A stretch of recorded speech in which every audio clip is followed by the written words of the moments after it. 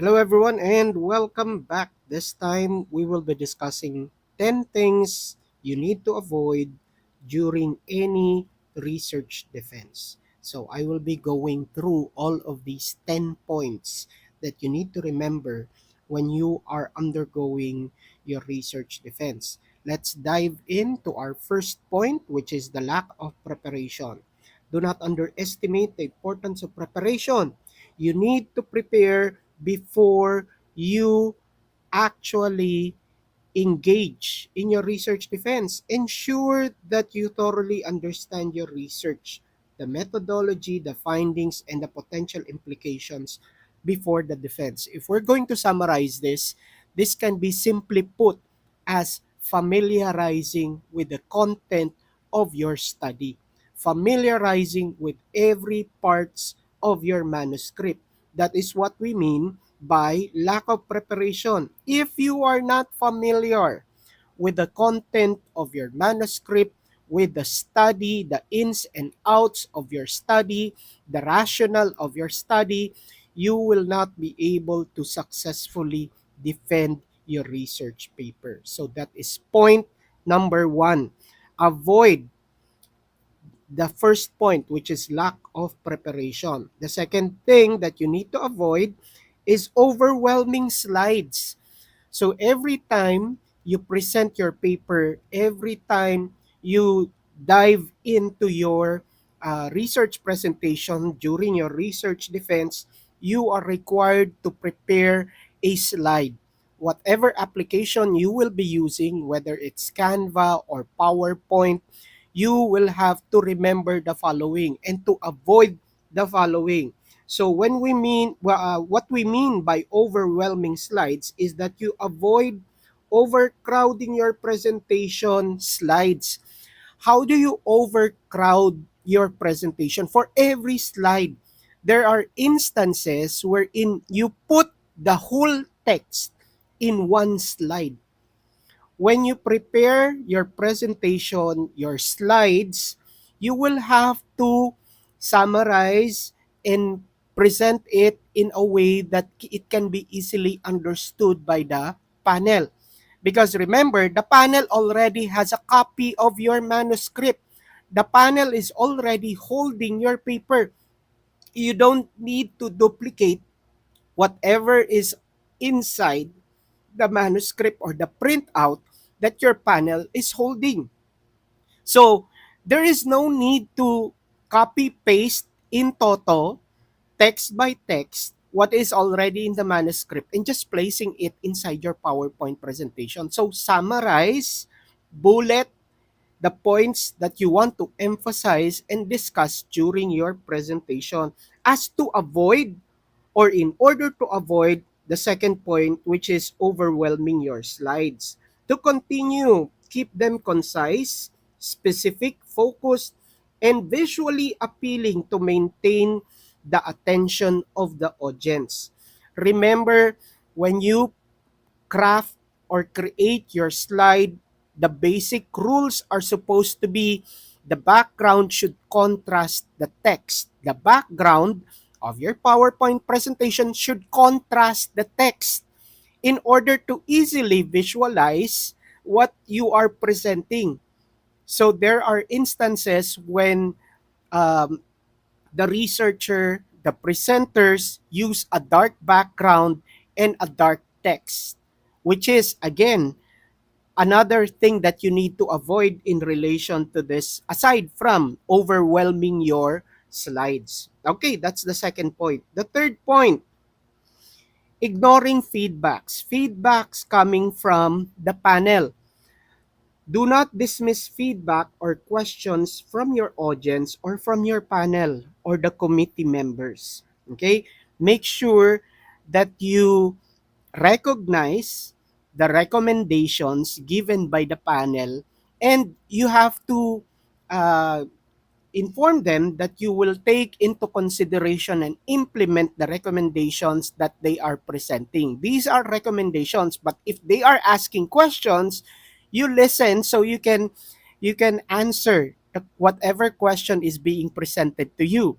Okay? So to continue, take all of the comments of the panel seriously and respond thoughtfully. How are you going to respond thoughtfully to the recommendations of your panel?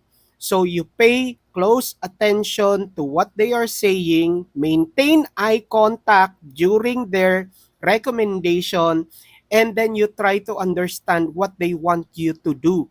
And then in the end, you have to have this what we call the attitude of gratitude. After recognizing the recommendation, you give thanks to the recommendations that were given. So you just tell your panel na thank you, the recommendation will definitely be considered and implemented in our study. So that is how you respond thoughtfully. Even if you don't agree with them. I think this one is really a case to case basis. Okay? If you can justify and you can prove to the panel, that is why earlier I told you that listen, if the panel is asking you a question in order to clarify, usually they ask questions to clarify. And then after that, they give recommendations. But if you do not agree with them, you can present your rationale, you can present your justification.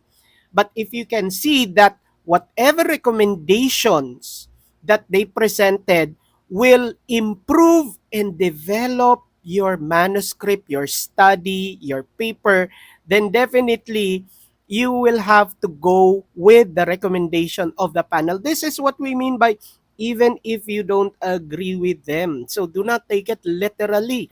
What is the context when you say even if you don't agree with them? Maybe you thought that this was a good idea but the panel had a better idea, and then you realize that it is better, then by all means go with the recommendation of the panel even if the first idea that you had overlaps or supersedes the idea of the panel. Okay, the next one is being defensive. So what do we mean by being defensive? Presenting your justification is different from being defensive. Presenting your reason why you did this particular part of your research this way is different from being defensive. So, by being defensive, we mean by avoiding becoming defensive or argumentative. You always argue with the panel. You always shut them out. Okay? So you would not accept recommendations, suggestions, and even inquiries from the panel. That is not how you defend your paper. So by the term or the word defense, it means you have to justify. You justify by giving reasons. Okay? So being argumentative is not advised, not unless you have a strong stand that you want to present to the panel, then by all means you can do this in a proper way. Okay? So if challenged during your defense, so being defensive or argumentative, if challenged during your defense, can be very negative for the outcome of your research paper.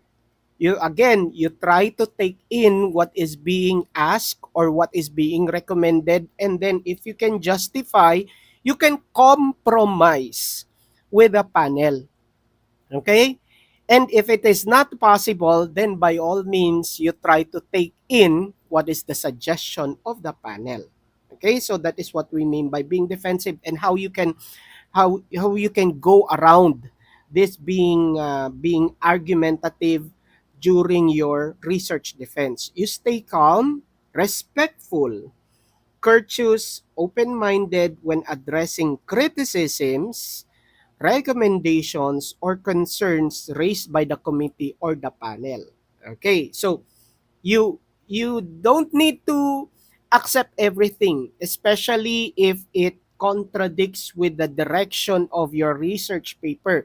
You just need to explain it in a way that would in a way wherein the panel would be able to enlighten or be enlightened with what you want to happen in your research paper. Okay. So the next one is lack of confidence. Avoid lack of confidence during your research defense. So what do we mean by this? Avoid appearing unsure.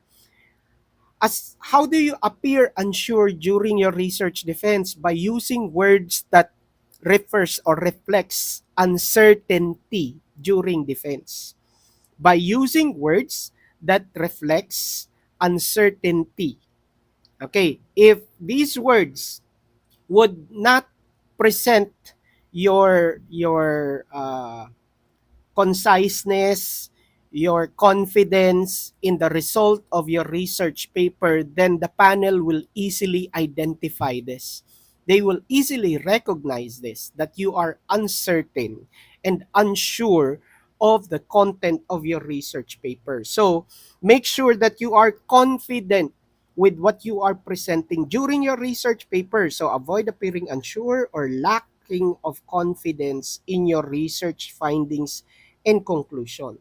Confidence in your work will inspire confidence in your audience and committee members. Remember, everything that you are presenting are supposed to be validated and reliable. That is why it should entail confidence. There is no reason for you to be uncertain if the data that you are presenting is backed up by statistical treatments, evidences. Okay, so that is what we mean by lack of confidence. The next one, skipping rehearsals. This is not just for theater.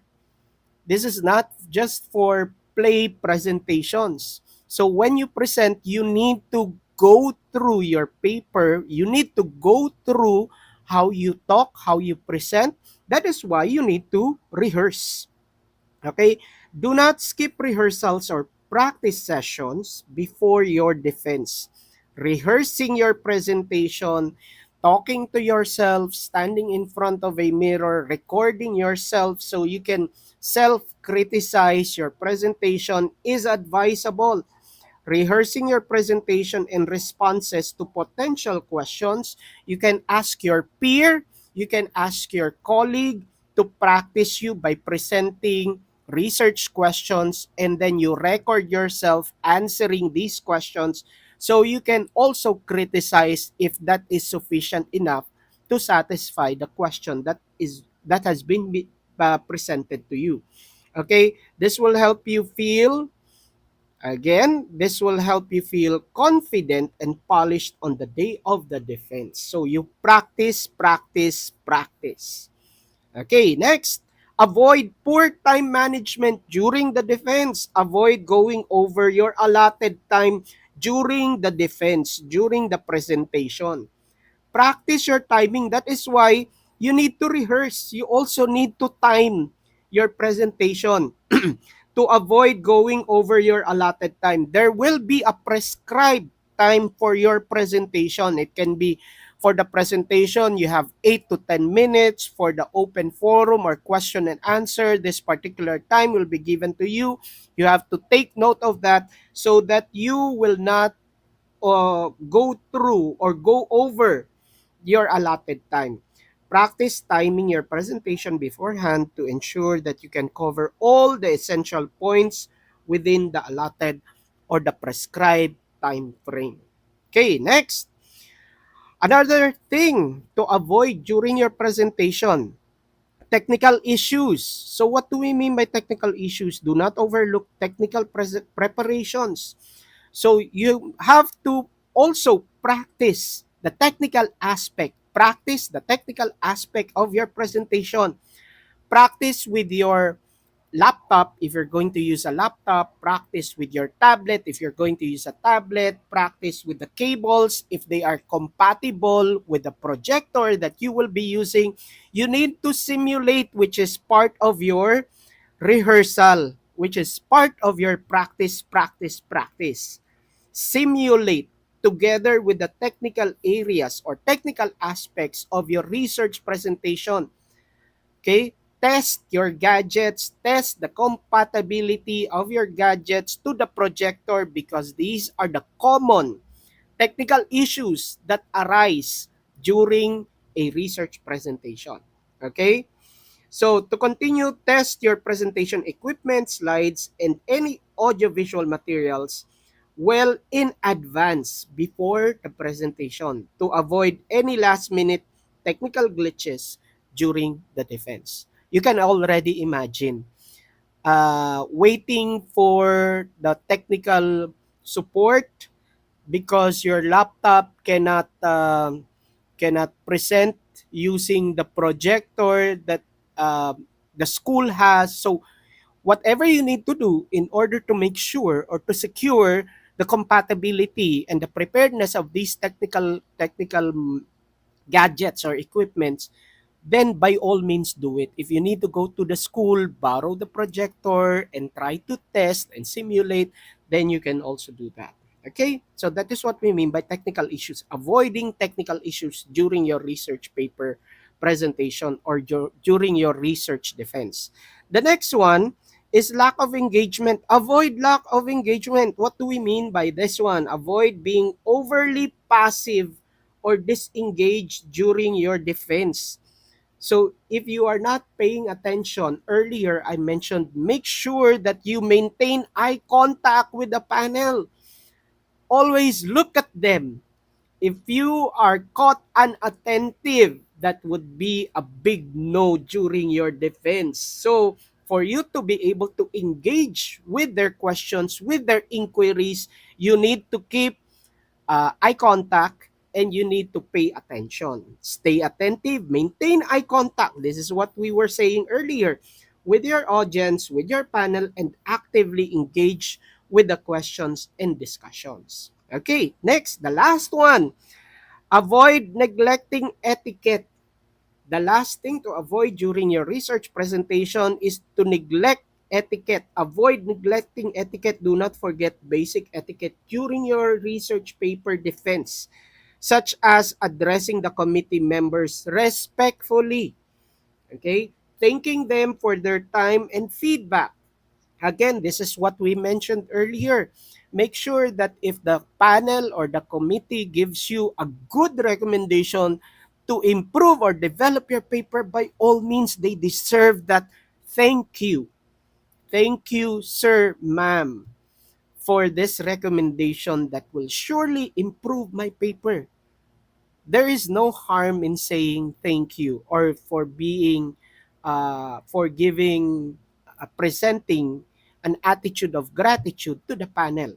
Okay, so thanking them for their time, feedback, and maintaining professional demeanor all throughout the process. So basically, you already have an idea on how to go through the proper etiquette when you are in front of your committee or your panel. So again, if you want to use this in your presentation, just please make sure that you ask permission if this will help with your class that you are handling in relation to research writing, then just contact me in my email address or in any of my social media platforms, and then I will definitely give consent to your request. Thank you very much, everyone. And again, I will see you in our next video presentation. Goodbye, everyone. God bless.